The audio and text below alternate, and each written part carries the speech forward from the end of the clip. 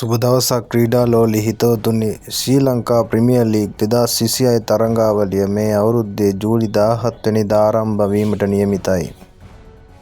පළමු තරඟය ජැෆ්නා කිංස් සහ ගෝල් මාර්වල්ස් අතර පැවැත්වෙනවා. මෙවර LPL තරඟාවලිය කොළඹ, මහනුවර සහ දඹුල්ල ක්‍රීඩාංගණවලදී පැවැත්වීමට සැලසුම් කර තිබෙනවා.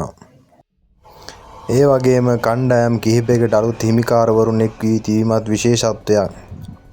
ක්‍රිකට් ක්‍රීඩකයන් දැන් ඉතා උනන්දුවෙන් අපි බලාගෙන සිටිමු මෙවර LPL ශූරතාවය කාට හිමි වේද කියලා. ජූලි 17 වෙනිදා මෙවර LPL තරඟාවලියට විදේශ ක්‍රීඩකයන් රැසක් එක්වීමට නියමිත බව වාර්තා වෙනවා.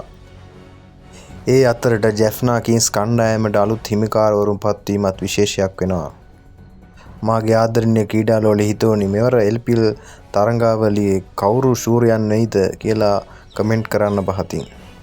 ඔබ සැමට සුබ දවසක්.